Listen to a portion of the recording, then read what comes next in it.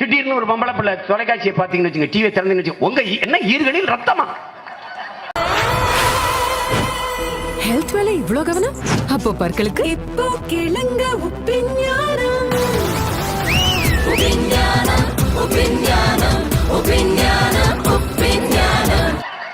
உங்க பேஸ்டில் வேம்பு இருக்கா, நீம் இருக்கா, கறி இருக்கா, உப்பு இருக்கா? அட பரதேசிகளா, இதை மூணை வச்சுதான் ரொம்ப நாளா நாங்க பல்லு விளக்கிட்டு இருந்தோம். அதை பறிச்சுக்கிட்டு நமக்கு சப்பாத்தி போடுங்க, பூரி போடுங்க, அதை போடுங்கன்னு அவன் பழைய கஞ்சியை வச்சுக்கிட்டு, பழைய கஞ்சி துவையல் வெங்காயத்தை வச்சு ஹெல்த்தி ஃபுட்டு. அட பரதேசி, அதோட நாங்கள் ரொம்ப நாளா சாப்பிட்டு இருந்தோம்.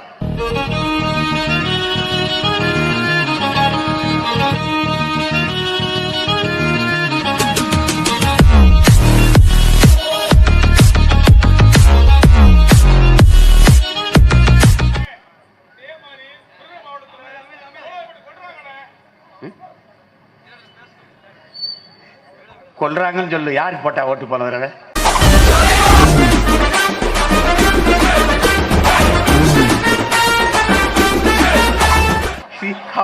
அப்புறம் நீ வந்து ஓட்டை எனக்கு போட்டு கையில் உரிமையோடு. நீ எவனுக்காவது போட்டு ஒருத்த வந்து என்ன தெரியுமா அப்படின்னா, போன தடவை ஓட்டு கட்டு இருக்கும்போது சீமா என்ன நீ இதெல்லாம் ஸ்டாலின் ஜெயலலிதா கருணாநிதி கலப்பா என்கிட்ட பார்க்கிறேன்னு நீ தானே வந்திருக்க. அதே சிக்கிட்டான் சீமான்னு வச்சு செய்யறான். டேய் பைத்தியக்காரா, 50 வருஷமா நாட்டை அவன்கிட்ட கொடுத்துட்டு கேள்வி என்கிட்ட கட்டிக்கிட்டா பைத்தியக்காரா. எனக்கு போடு, என்கிட்ட அதிகாரத்தை கொடு. அப்புறம் நான் செய்யலைன்னா இந்த முச்சந்தில கட்டி வச்சு அடி.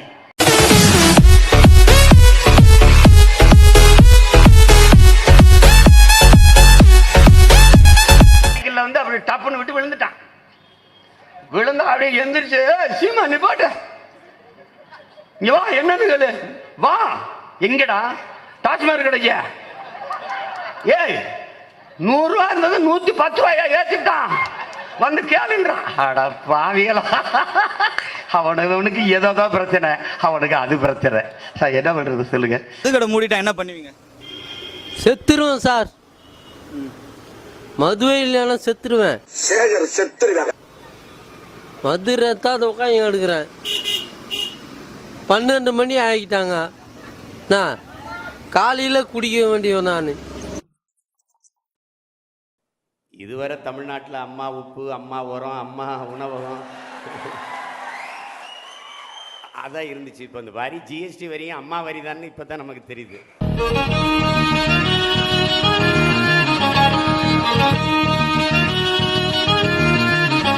வரி விதிப்புக்கு பேரு சரக்கு மற்றும் சேவை வரி.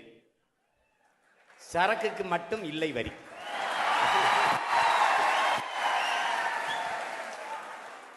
அம்பானியுடைய பெட்ரோலுக்கு வரி இல்லை, அதானியின் மின்சாரத்துக்கு வரி இல்லை, மல்லையாவின் சாராயத்துக்கு வரி இல்லை. ஆனா ஒரு ஓலை குடிசையில ஒரு 7 அப்பத்தாம் உடையிற ஓலைக்கொட்டானுக்கும் ஊறுகாய்க்கு வரி இருக்கு. அதெல்லாம் தப்பு இல்லையா? வெக்கப்படலையா? கூடி குறுக வைக்கலையா? குற்ற உணர்ச்சியா தோன்றலையா? கூவுல வேற வார்த்தை இருக்கு, கூப்பிட்ட தரப்பா தெரியலையா? உங்களுக்கு இதெல்லாம் தோணல? இதெல்லாம் நான் கேட்க மாட்டேன் நினைச்சீங்களா? தலைவர் கேட்க மாட்டாரு நினைச்சீங்களா? வரி விதிப்பை எப்படி பாக்குறேன்னா, எனக்கு நீங்க பால் தர மாட்டீங்க, பழங்கள் தர மாட்டீங்க, சோறு தர மாட்டீங்க, நீர் தர மாட்டீங்க, ஆனா தினம் 100 மில்லி ரத்தம் மட்டும் எடுத்துட்டு போயிருவீங்க. ஒன்று தெரிஞ்சு போச்சுடா, இந்த பிரபஞ்சத்துல உங்க மத்தியில இந்த உசுரை காப்பாத்துறது ரொம்ப சிரமம். நான் தோட்டத்துல போய் வாழைய வைப்பேன். அதை நட்டு வளர்த்து, அதுக்கு தோவை இழிச்சு விட்டு, அதுக்கு மண் அணைச்சி விட்டு, உரம் போட்டு வளர்த்து எல்லாம் வைப்பேன்.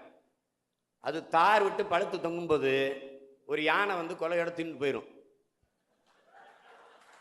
இதுதான் இந்த ஜிஎஸ்டி. எங்க புள்ளிங்க எல்லாம் பயங்கரம், எங்களை பார்த்த தமன்னா மயங்கி ஓய்ந்துரும். ஜிஎஸ்டிக்கு முன்னாடி கடைக்கு பொருள் விற்பனைக்கு வந்தது. ஜிஎஸ்டிக்கு பின்னாடி கடையே விற்பனைக்கு வந்தது. எங்க அண்ணன் சொல்றாரு, மாநிலங்களினுடைய வருமானம் பெருகிவிட்டதுன்னு. அப்படின்னா தமிழ்நாடு அரசு பெற்ற 5 லட்சம் கோடி கடனை கட்டிடுவீங்களா நீங்க? இப்போ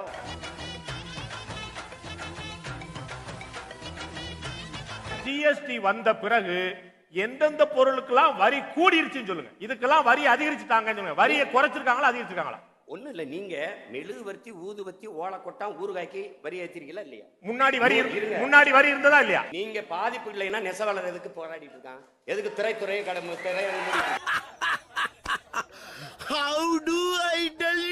ஜிஎஸ்டி பத்தி பேசினால ரெண்டு சந்தேகம் தான். ஒண்ணு, வரியே இதற்கு முன்னால் இருந்தது இல்லையா?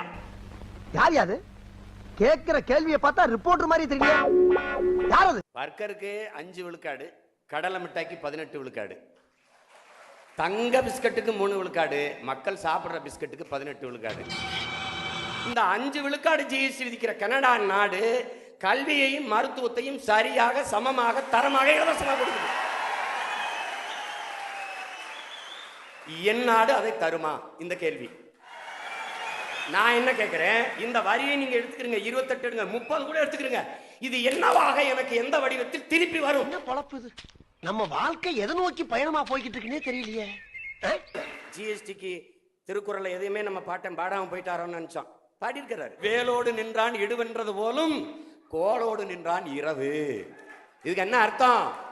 நள்ளிரவுல சாமத்துல ஆயுதத்தை வச்சு மிரட்டி மக்கள்கிட்ட பணத்தை பறிக்கிற திருடன் செய்யற செயல் எவ்வளவு கொடுமையானதோ அதுபோல நள்ளிரவில் சட்டம் இயற்றி மக்கள்கிட்ட அநியாயமா வரி விதிப்பதும் அதை போல கொடுமையானது. ஆனா என் நாடு முதலீடு செஞ்சிருக்கு எங்க? சுவிஸ் வங்கியில.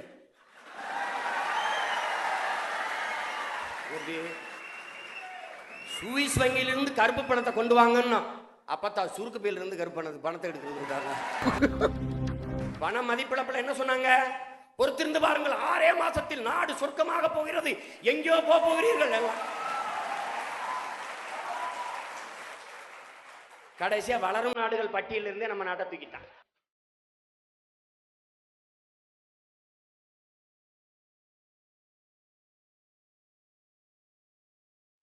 எல்லாம் தனியார் மயம், தாராள மயம்னா அரசின் வேலை என்ன? கல்வி தனியார் மயம், தண்ணீர் தனியார் மயம், சாலை தனியார் மயம், போக்குவரத்து தனியார் மயம், மருத்துவம் தனியார் மயம். அரசின் வேலை என்ன?